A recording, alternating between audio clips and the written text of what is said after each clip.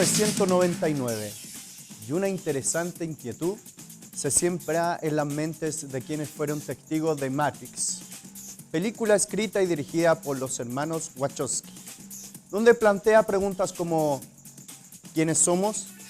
¿Existe la realidad? ¿Quién controla nuestro destino? Desde ahí nos plantea directores y guionistas en este género de ciencia ficción sus reflexiones críticas sobre la raza humana. Para hablar de esto y mucho más, tenemos un gran invitado, un amante del cine y dueño de una tienda de películas. Él es Cristian Briones. Un aplauso, por favor, para él. ¿Cómo estás? Bienvenido. ¿Cómo estás? Bien. ¿Todo bien? Sí, impecable. Genial. 20 años ya se cumplen de Matrix. Y sí, es bueno hacerlo a uno sentirse viejo con ese tipo de aniversario. Cuéntanos, ¿en qué estabas en ese momento en el estreno? ¿Cómo llegaste a ver esta película? Venía saliendo recién de la universidad, así que tenía las capacidades para autoengrupirme completamente prístina. Así que la película me pegó igual de fuerte que le pegó a todo el mundo, supongo, en su momento. Que fue salir del cine con un montón de preguntas que la película también te planteaba, y te las planteaba explícitamente e implícitamente. Literalmente en dónde estábamos y por qué, ¿no? Que creo que fue la gran gracia, y por eso también despertó tanto la ciencia ficción en ese año, y a partir del siglo XXI ya fue mucho más evidente. Entonces, ¿tú crees que desde ahí sería como un cambio de ahí en adelante cinematográfico? O No, yo creo que es un hito, pero no sé si se recogió de la misma manera después. Ha habido muy buenas películas de ciencia ficción en el siglo XXI. Children of Men, Arrival, Blade Runner, así a la rápida. Pero creo que lo que hace Matrix es cerrar el siglo anterior más que abrir la puerta a uno nuevo. Lo que hace es preguntarte en realidad si todo lo que percibes es algo cierto. Y con eso también vuelve a armarte esta idea de que la ciencia ficción está hecha para hacerte preguntas grandes. Cosa a la cual yo siento que se comete mucho el error de cerrar los mundos en la ciencia ficción en vez de abrirlos, que es lo que logró Matrix. Y también en cuanto a los efectos especiales, ¿tú crees que hubo desde ese lugar algo distinto también? Es que yo te diría que los efectos especiales son hitos en función única y exclusivamente de si se pueden recoger a posterior. Si cuando tú los recoges a posterior son los efectos especiales nadie va a poder sacarse el que lo hizo primero. Y si funcionan orgánicamente en la película. Si tú ves Jurassic Park, ponte tú, que también es una película de ciencia ficción, tú celebras que se hayan visto así de bien los dinosaurios y entiendes el relato. Pero no importa quién haga dinosaurios después, siempre van a ser mejor los que viste en Jurassic Park porque el golpe es muy fuerte.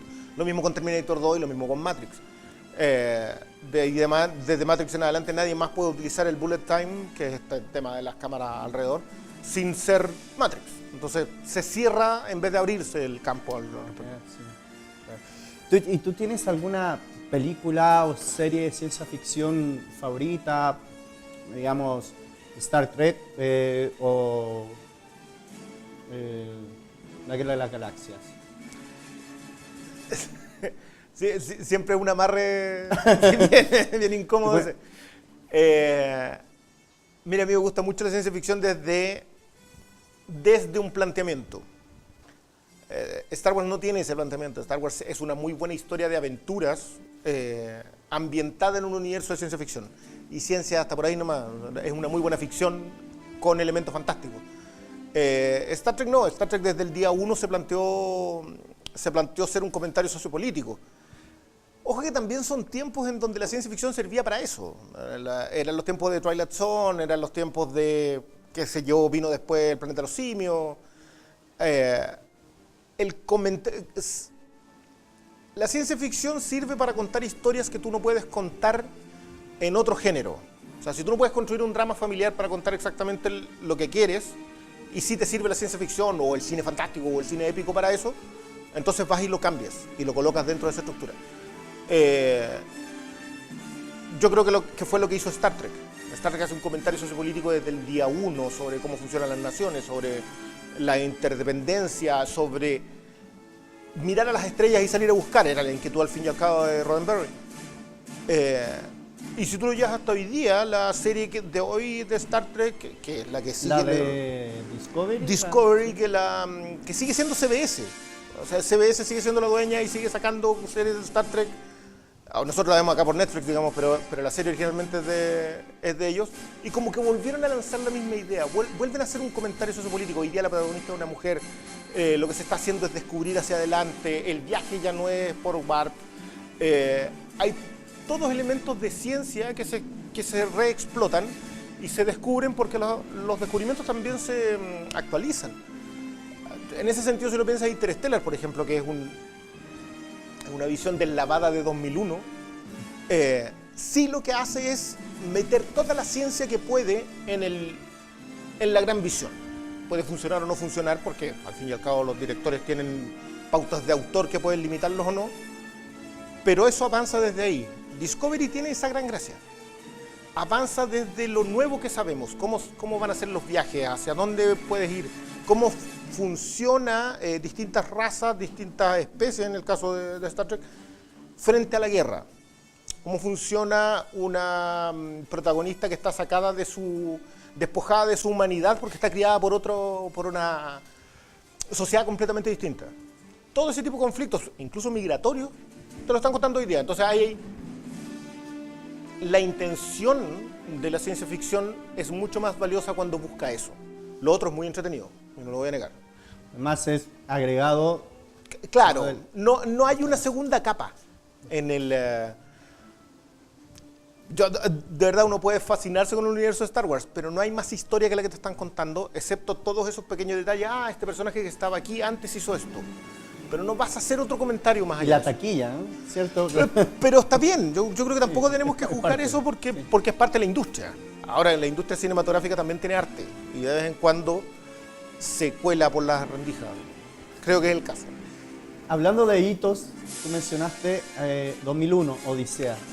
¿Fue un hito en su tiempo? Sigue siéndolo, creo.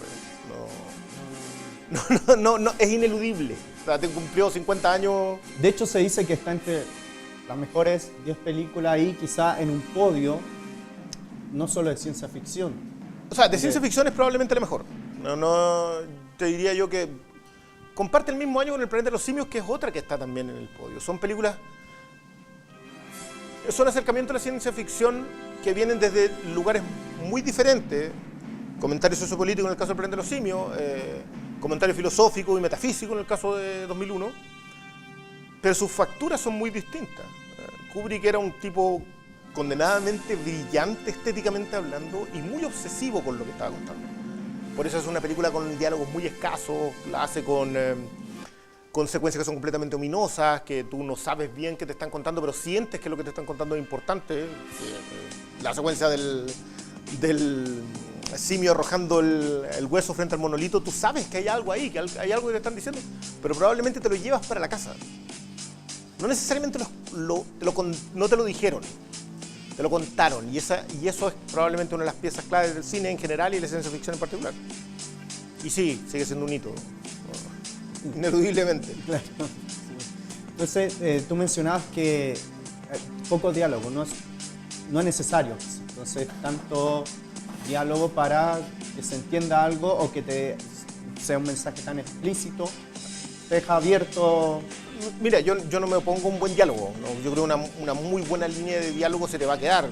Matrix es un gran ejemplo de eso, porque se te quedaron 10, 20, 30 líneas y tú dices, mira, ese era brillante.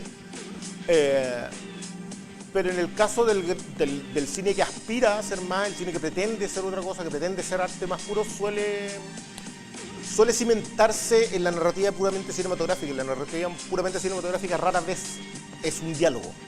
Siempre está construida de manera más grande, de forma de que el diálogo cierre algo que te están contando desde hace mucho rato.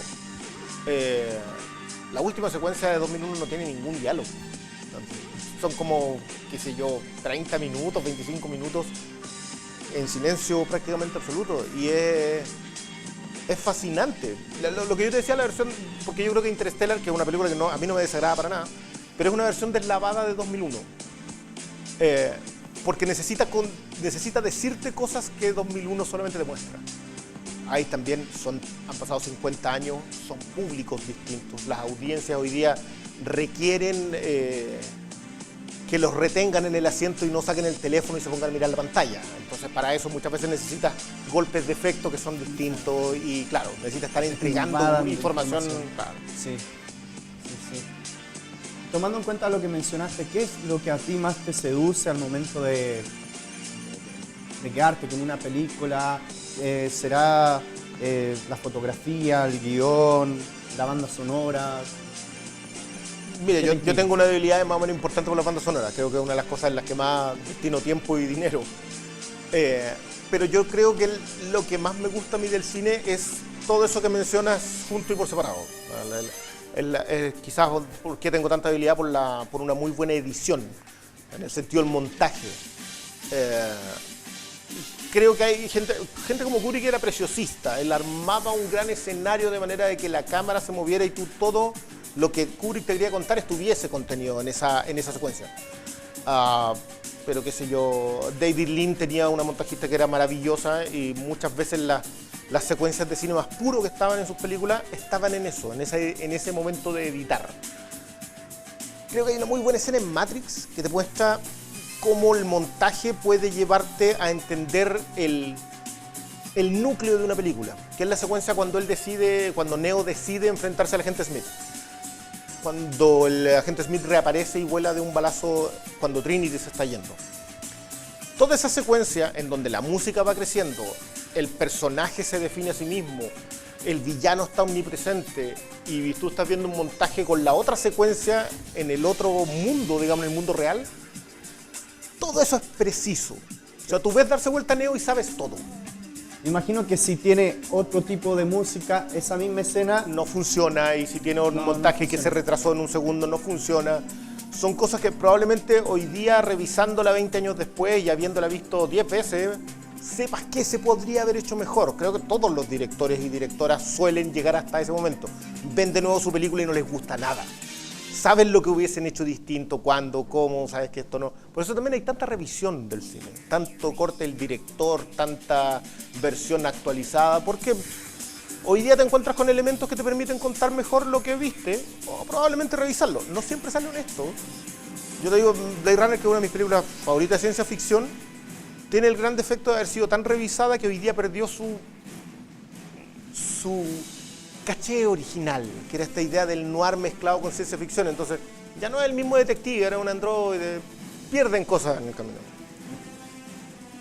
Una de las cosas que se suelen repetir dentro del género de ciencia ficción es la relación o la llegada con seres de otros planetas, extraterrestres. Sí, un tópico muy explorado. Muy explorado, muy usado.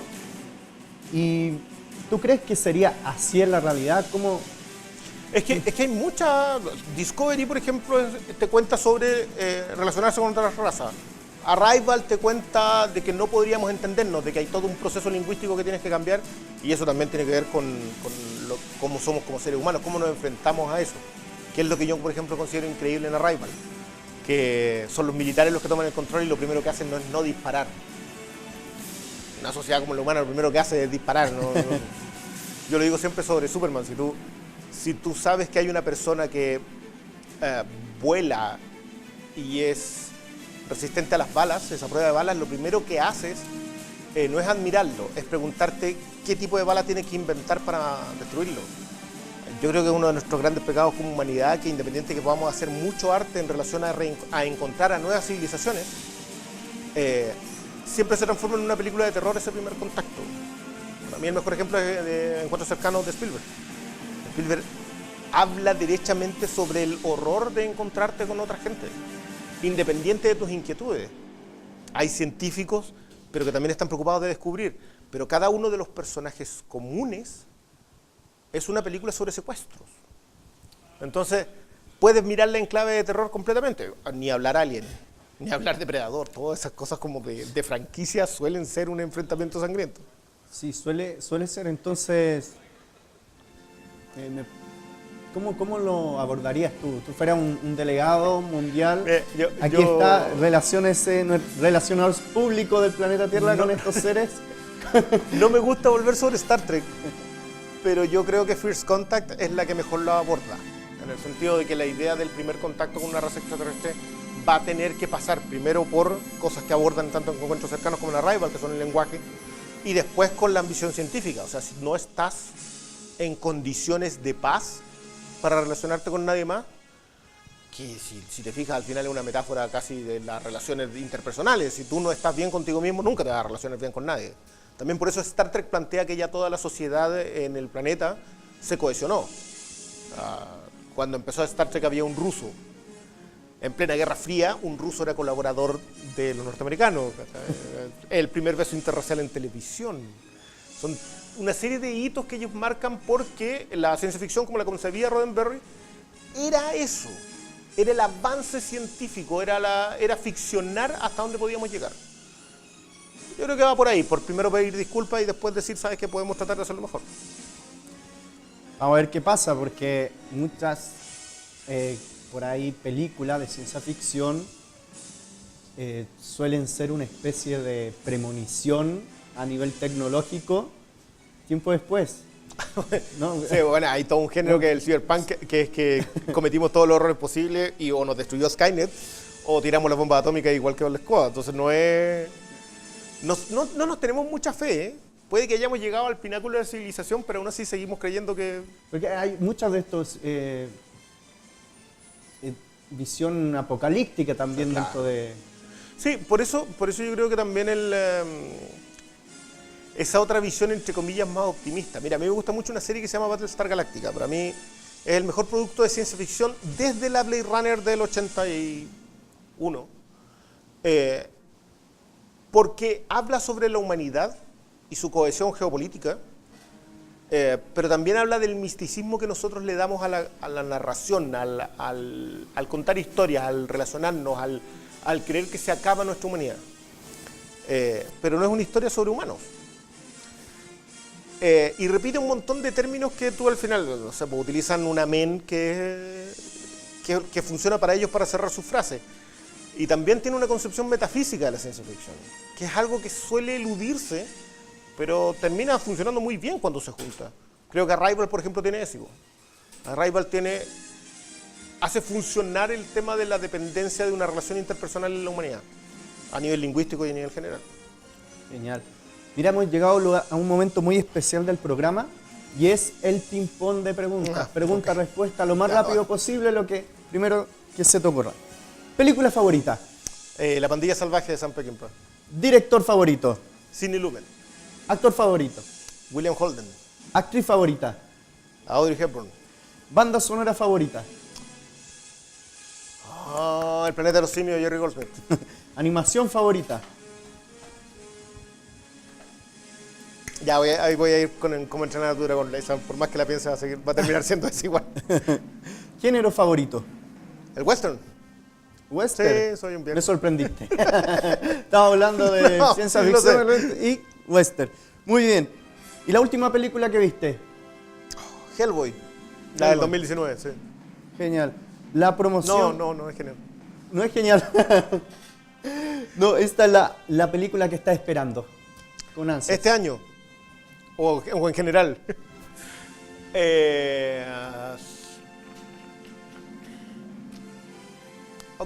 ¿Sabes qué? High Life de Claire Denis. Es una cosa que estoy leyendo todo, pero sin saber nada. O sea, sé quiénes actúan, sé quién lo dirige, pero no sé ni de qué se trata. Así que estoy ahí demasiado pendiente de eso. Muy bien. Oye, te agradezco un montón. Estamos cerrando el programa. Por favor. Últimas palabras para... Nada, vean harto cine, consuman el cine a ese nivel de consumo, no solo de consumirlo, sino que les consuma. Y no dejen de hacerlo porque eso nos mantiene vivos a nosotros.